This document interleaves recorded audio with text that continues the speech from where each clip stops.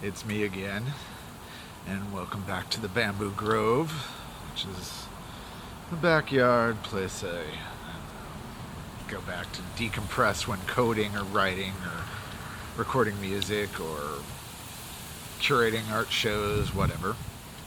Anyways, it's a hot day, and it's going to be hot here for the next couple days. So I thought, let's talk about what I'm thinking is hot, particularly musically.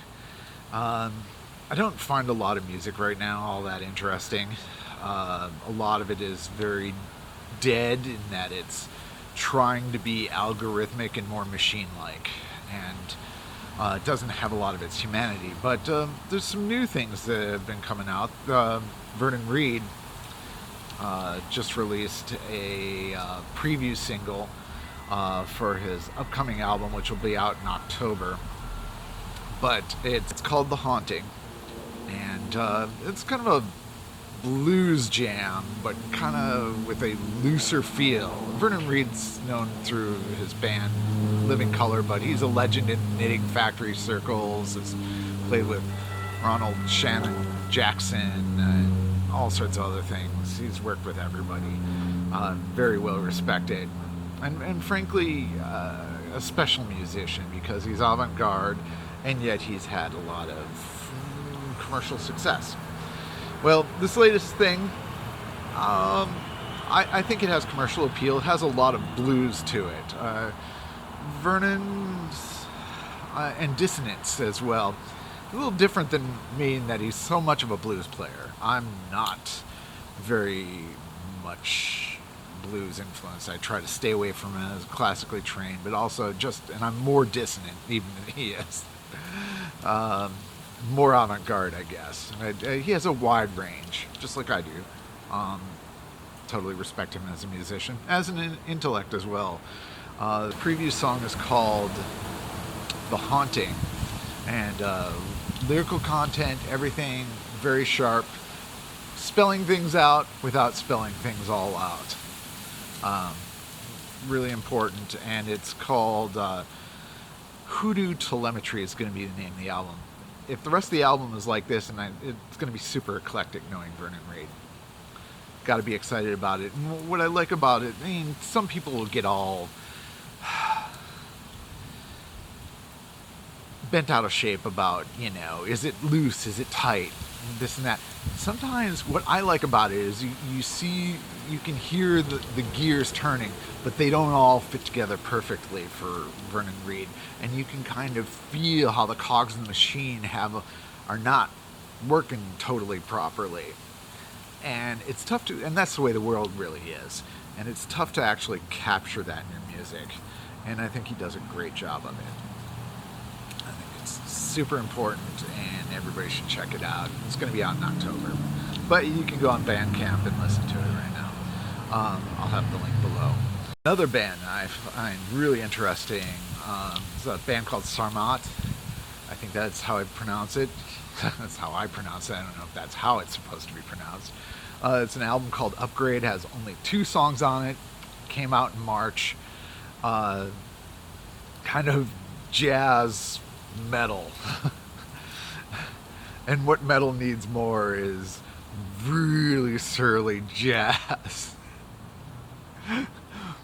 This thing has a lot of noise. It'll peel paint. Will curdle milk. All that's good. I like cheese. I'm a Wisconsin boy. I like cheese. And also, I'm not all about my own music. I like to hear stuff that other people are doing that's interesting and inspiring. Really interesting stuff. And I'm mentioning music today. These are my tastes, and which are quite broad. But if you like this stuff, you might like what I do. Other things are going on. Oh yeah, lame band that really nobody takes all that seriously unless you just don't look all that hard for your music is the Foo Fighters. They released some sort of new single and stuff like that, and it's good and it's interesting. And there's all this talk about who's the drummer going to be. The drummer is Dave Grohl. You don't need another drummer if you're Dave Grohl. Some people have said, "Oh, William Goldsmith's coming back to the band." First of all, I've actually worked with William Goldsmith. When I was in grad school, I ran sound for Sunny Day Real Estate, which basically Dave Grohl poached a lot of that band for the backing parts of the Foo Fighters, and some of the, like Nate Mendel is still in the band. Anyways, no way is William Goldsmith coming back into that band. He's part of the reason that Foo Fighters did a really good album called The Color and the Shape a very long time ago and kind of built their reputation on it. And very William Goldsmith style drum parts, and what had happened is Dave Grohl went back and re-recorded the drum parts, but he's playing Dave Grohl playing parts that were written by in collaboration with William Goldsmith, and you see his contribution there. Goldsmith is very, he's got that Who drummer sort of vibe, that intense flow that you saw from Keith Moon.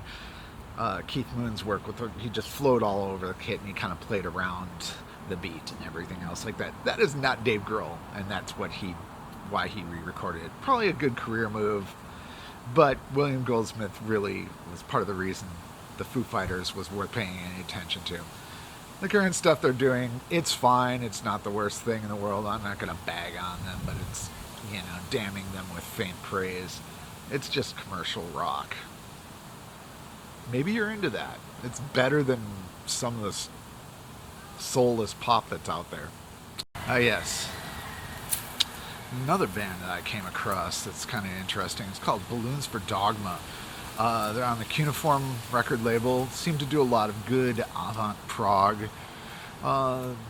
Major David Bowie Tin Machine vibes with shreddy guitar and some shreddy guitar, and overall a lot of ambient 80s vibes. It's quite good. Their next album is going to be coming out on July 25th. It's called Wicked Forms of Old Snow. And since it's so hot out here in Portland right now, old snow, ha. If you grew up in Wisconsin like I did, you know that old snow is pretty wicked stuff.